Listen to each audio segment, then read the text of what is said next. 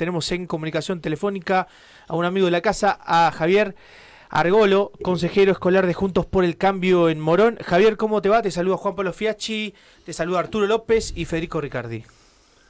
Hola, ¿qué tal? ¿Cómo están ustedes? Bueno, muy buen día. Un gusto estar con ustedes en este fin de año. Eh, Siempre los fines de año son momentos especiales que nos invitan un poco a la reflexión y también cuando uno levanta la copa a fin de año con la familia, los afectos, tiene también una luz de esperanza, esperando que algo sea mejor, ¿no? Poniendo un poco de expectativa positiva. Les agradezco el llamado y como siempre a disposición de ustedes. Muy bien, el placer es nuestro y quiero preguntarte por una de tantas de las leyes ómnibus, en el paquete de la ley ómnibus, sobre la educación que se conoció estos últimos días, teniendo en cuenta que para los residentes extranjeros que vengan a estudiar aquí a la República Argentina, que no estén nacionalizados o que no tengan el DNI argentino, se les iría a cobrar un arancel, ¿no? En las universidades estatales. ¿Vos qué opinión tenés al respecto? Creo que cuando hablamos de, por ejemplo, el decreto del DNU, que incluía un montón de temas, o la ley ómnibus, que también incluyen demasiados temas, es muy difícil cuando en una bolsa vos metés tal cantidad de problemáticas, tener una discusión eh, medianamente acertada, seria, reflexiva, porque mezclas tantas cosas que es muy difícil separar y discutir algo concreto. Por ejemplo, ahora vos planteas el tema este que hacen público, pero en realidad hay otras cuestiones mucho más complejas referidas a la educación.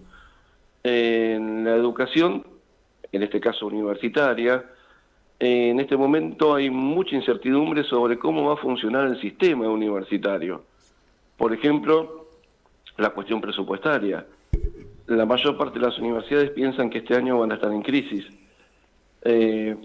porque lo que se hizo fue prorrogar el presupuesto del año pasado para las universidades, pero vos sabés que con la inflación que hubo, eso en realidad se traduce en un ajuste terrible hacia las universidades. Entonces, de repente se hace público esta cuestión, se discute sobre esto, pero no se discute sobre otras cuestiones de fondo que van a ser, digamos, a la vida universitaria en una forma cotidiana. Ahora bien, yendo a tu pregunta, hay gente que está a favor, hay gente que está en contra. Esto afecta a algunos alumnos que venían a estudiar de otros países, que el sistema educativo argentino siempre es muy contemplativo con respecto a las personas que vienen de otros países a estudiar, y acá se refiere únicamente a los que no están nacionalizados, ¿no? Los que vienen a Sí. estudiar y volver.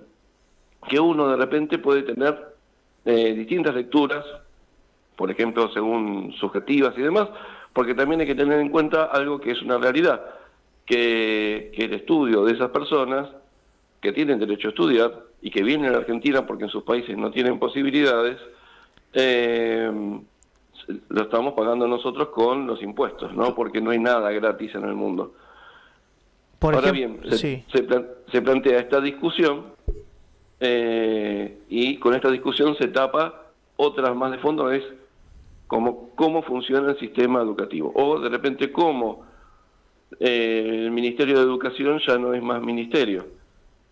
Entonces estás vos colocando la educación en un nivel menor de importancia dentro de tu agenda, ¿no? Que eso me parece mucho más grave y las cuestiones que se debería estar discutiendo.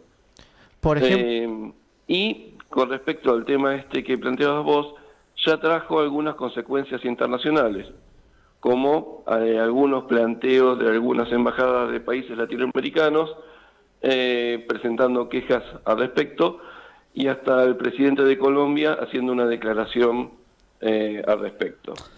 Javier, ¿qué tal? Te saludo Federico, buenos días. Hola Federico, ¿qué tal? ¿Qué ¿Cómo estás? tal? Buenos días. Buenos días. Hablando justamente del DNU y las consecuencias para la educación, yo te quería traer otro tema que se habló, que salió en el DNU, que es sobre el homeschooling, o sea, que estudien en casa los chicos a partir de cierta edad. ¿En qué puede ser beneficioso para el sistema, si hay algún beneficio, y en qué puede perjudicar al sistema educativo e incluso a los chicos? La educación virtual con la pandemia fue una realidad que vino para quedarse. Pero también hay que tener en cuenta algo, ¿no? Que lo de la pandemia, en realidad, no fue educación virtual, fue en realidad cómo se sobrellevaba adelante una situación de crisis. Para que vos tengas en cuenta, yo trabajo en una institución educativa, que es el Instituto Superior de Viajantes, que tiene una cursada presencial y que en la Argentina fue uno de los primeros lugares donde se realizaba capacitaciones y una carrera a distancia, ¿no? Fuimos en ese sentido precursores, porque al trabajar con los viajantes están en todo el país y necesitaban capacitación y esto era una buena herramienta. Ahora bien, yo como docente, con más de 30 años en el rubro, debo decirte que no es lo mismo estudiar presencial que estudiar a distancia. Y la otra cuestión es que lo que se hizo en la pandemia fue salir de una situación de crisis, porque la educación a distancia tiene una planificación aparte, y esto la UBA lo había hecho muy bien cuando en el 80 y pico había planteado el UBA siglo XXI, ¿no? Que había planteado contenidos específicos y docentes preparados específicamente para eso. No cualquiera puede dar eh, la educación a distancia, porque necesita una capacitación específica. Vos necesitas recorte de contenidos, necesitas una didáctica especial. No es lo mismo dar presencial que dar a distancia. Y no es lo mismo aprender en forma presencial que aprender a distancia. Sobre todo con los chicos, ¿no? La educación a distancia puede ser un complemento, puede ser una ayuda, pero cuando vos hablas de chicos tan chicos, no lo es todo. Otra cuestión más, que es importantísimo. Para los niños, el colegio, la institución educativa es mucho más que un lugar para aprender. Es un lugar también de sociabilización. Es un lugar donde aprenden muchas cosas de la sociedad y donde tienen contacto con otros chicos. Más hoy en día que no está como en la época nuestra del barrio, donde vos podías tener contacto con otros chicos, o los clubes, que hoy cada vez tienen más problemas. El colegio es un lugar fundamental, sobre todo en los lugares donde hay más necesidad. ¿Qué tal, Javier? Buenos días. Arturo López te saluda. Hola Arturo, ¿qué tal? ¿Cómo estás? Un gusto Bien, vos, escucharte. el gusto es mío. Hablando de educación, me gustaría, Javi, si nos podrías comentar cuál es la realidad que están viviendo en cuanto a la cuestión estructural y edilicia los establecimientos educativos del municipio de Morón. El municipio de Morón tiene una cantidad importante de instituciones educativas que esto muestra siempre una importancia que en el distrito tuvieron los colegios, los terciarios. Vos pensás que ten- hay un número cercano casi a 200 instituciones en Morón que dependen de la provincia. A eso tenés que agregarle todo lo que es, por ejemplo, la Universidad de Morón, que es privada, tenés la UTN también, y tenés una serie de instituciones privadas educativas primarias y secundarias, ¿no? Y jardines. Entonces en Morón hay una estructura educativa muy, muy importante. Ahora bien, cuando vos vas a lo público, dista mucho de estar en la situación que nos gustaría que esté, ¿no? Si bien siempre hay un ritmo bastante importante de obras y demás, hay una realidad que Morón tiene muchas instituciones educativas con más de 100 años. Y eso implica una inversión en mantenimiento importante, que no siempre suele estar o no está al ritmo que debería estar. Con respecto al temporal que estuvo hace una semana en Morón. Hemos tenido alguna incidencia, no tuvimos los daños que han tenido el resto de la provincia de Buenos Aires, sobre todo en la zona sur como Bahía Blanca, que en toda la provincia de Buenos Aires ha afectado unos 1.800 establecimientos. En Morón no llegan a ser 40. ¿Y está afectando la situación económica actual que está atravesando nuestro país respecto a la matrícula de escuelas privadas a la pública? Por lo menos en lo que es capital, hay una demanda más que interesante en establecimientos públicos. ¿En Morón ocurre lo mismo? Esto es una dinámica que sucede en todo el país porque la crisis económica aprieta a la clase media, ya no puede sostener el pago de cuotas en colegios privados, y esto implica un traslado a la escuela pública que no puede aumentar en su capacidad para absorber esta demanda. Entonces nos encontramos en una situación que cada vez tenés más matrícula y los colegios se encuentran entonces en situaciones casi de hacinamiento.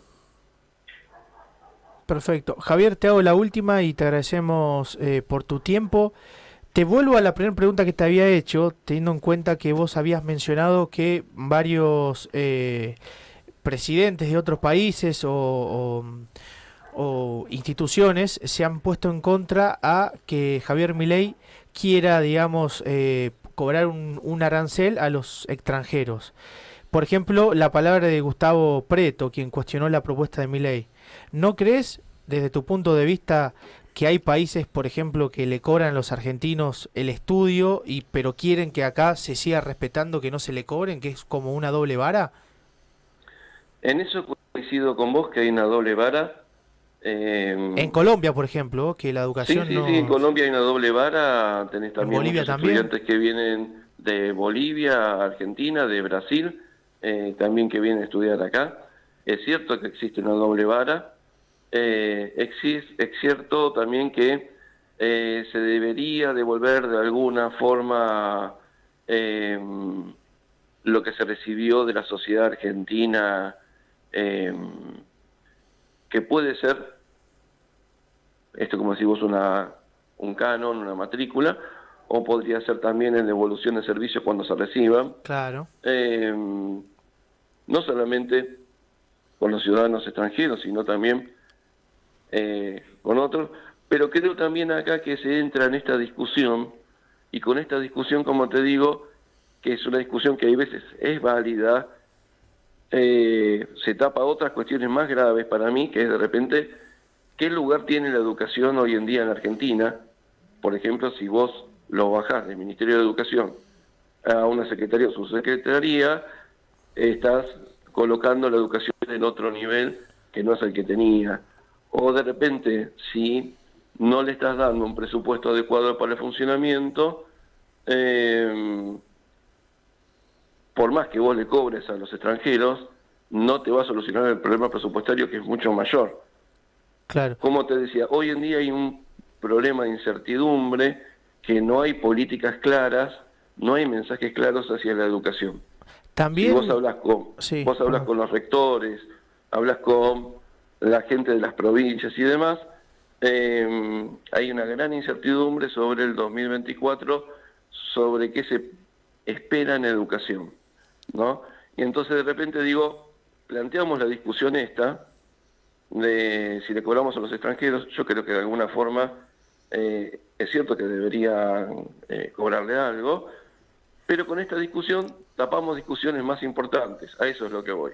Claro, también hay otra medida también, por ejemplo, habrá un examen al concluir el secundario y también, digamos, habrá, me parece, cada 5 años o 6 años, un examen a los profesores, a los maestros. Sí, por eso te digo que hay en realidad un montón de cosas para analizar.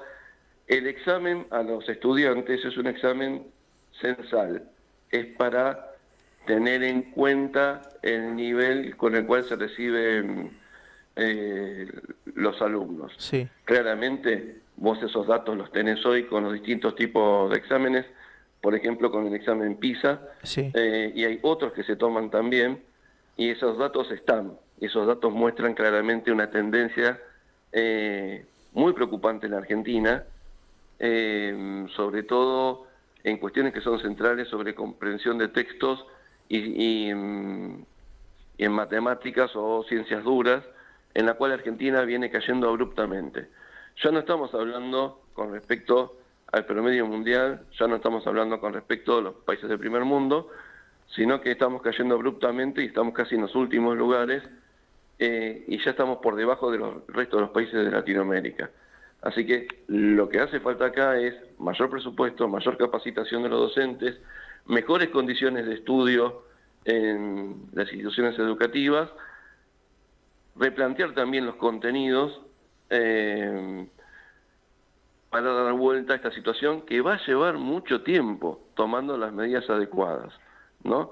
Que ahora no se ven. Por ejemplo, cuando vos planteás, le vamos a preguntar a los alumnos, vamos a hacer un censo cuando terminen.